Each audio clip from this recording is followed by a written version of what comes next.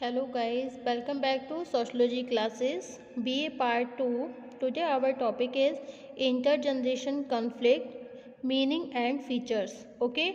अंतरपीढ़ी संघर्ष, अर्थ तथा लक्षण. Okay? जब दो पीढ़ियों के बीच पारस्परिक विरोध इस सीमा तक बढ़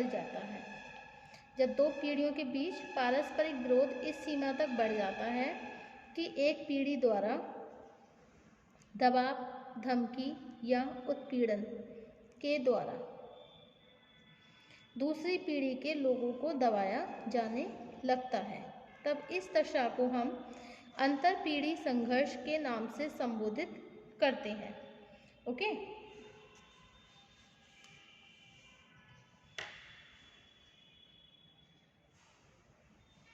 अंतरपीढ़ी संघर्ष की अवधारणा को समझने के लिए सामाजिक अनुरूपता, सोशल कन्फॉर्मिटी तथा सामाजिक विचलन, सोशल डिविनेंस की अवधारणा को समझना भी आवश्यक है. ओके? अकॉर्डिंग टू चार्ल्स कूले के अनुसार सामाजिक अनुरूपता वह प्रयत्न है जिसके द्वारा कोई समूह अपने निर्धारित मानकों को बनाए रखता है. यह व्यवहार के प्रचलित तरीकों के ऐच्छिक अनुकरण की दशा है.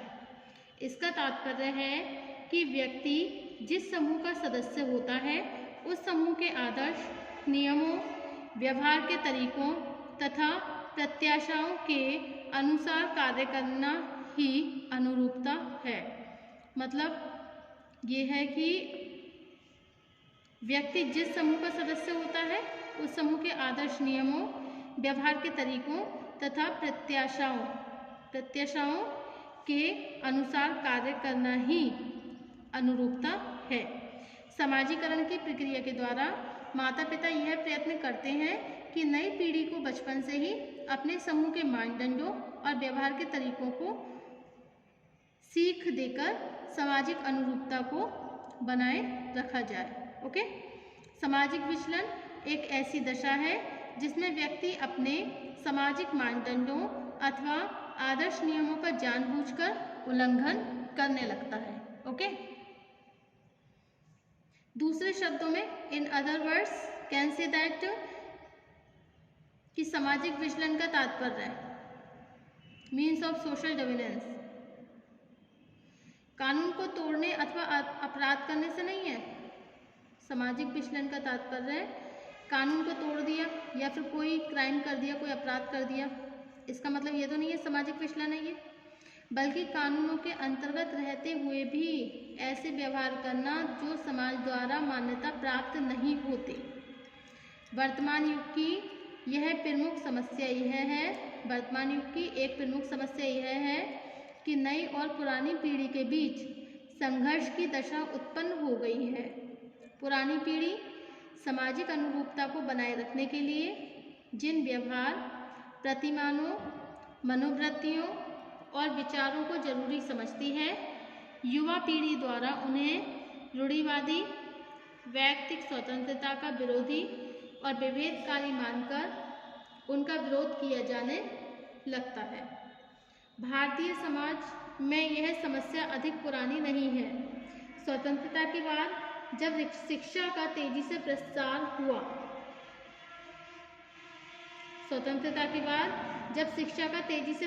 हुआ, लोकतांत्रिक व्यवस्था में समताकारी मूल्यों को प्रोत्साहन दिया जाने लगा.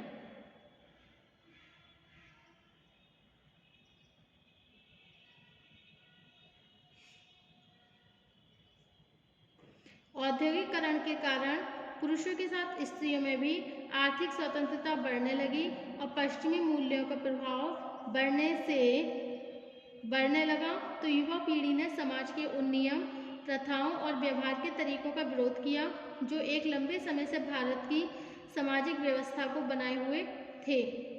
उदाहरण के लिए, नई पीढ़ी के युवा आज परिवार के वृद्ध सदस्यों के नियंत्रण में नहीं रहना चाहते.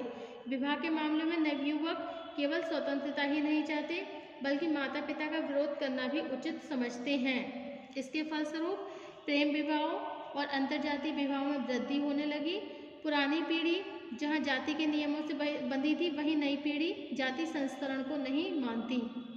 बच्चों की शिक्षा दीक्षा के प्रति नई और पुरानी पीढ़ी के विचार एक दूसरे से बहुत भिन्न हैं।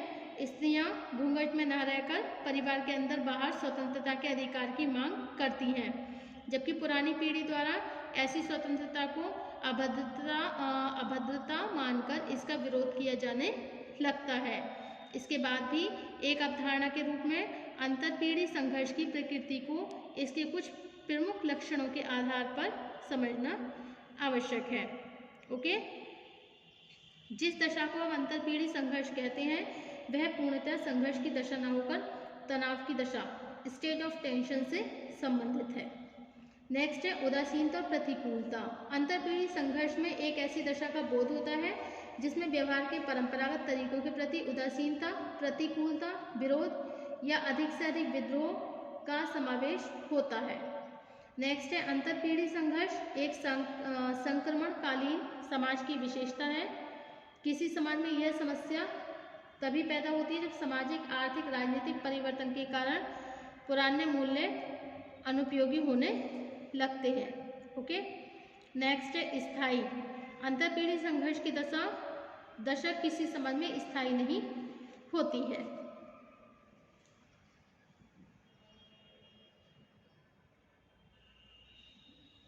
अब नेक्स्ट है आपका अंतरपीढ़ी संघर्ष के विभिन्न क्षेत्र।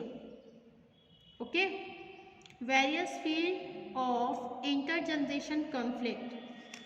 Various field of intergeneration conflict. संबंधात्मक तनाव, सामाजिक मूल्यों में संघर्ष, आर्थिक तनाव, धार्मिक क्षेत्र में अंतरपीढ़ी संघर्ष। अंतरपीढ़ी संघर्ष का वर्गगत रूप।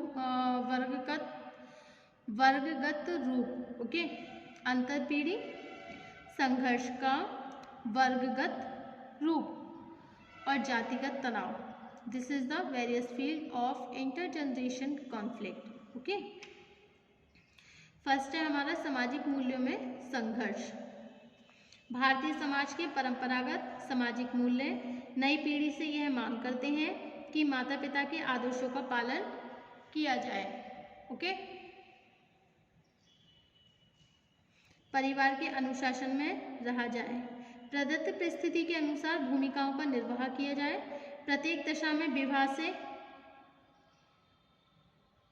पूर्व परिवार का अच्छे से ध्यान रखा जाए और नई पीढ़ी परिवार में माता पिता अथवा वृद्ध सदस्यों के निरंकुश अधिकारों को स्वीकार नहीं करती है, लेकिन फिर भी ये देखा जाता है जो नई पीढ़ी है, आजकल की जो न्यू जनरेशन है, वो अपने पेरेंट्स और जो भी उनके जो भी मतलब ग्रैंड होते हैं, ग्रैंड मदर या फिर ग्रैंड फादर, तो उनके जो वृद्ध सदस्य होते हैं उनके निरंकुश अधिकारों को भी स्वीकार नहीं करती है। वह अनुशासन को उस सीमा तक मानने के पक्ष में है जिससे उसकी स्वतंत्रता में बाधा ना पड़े।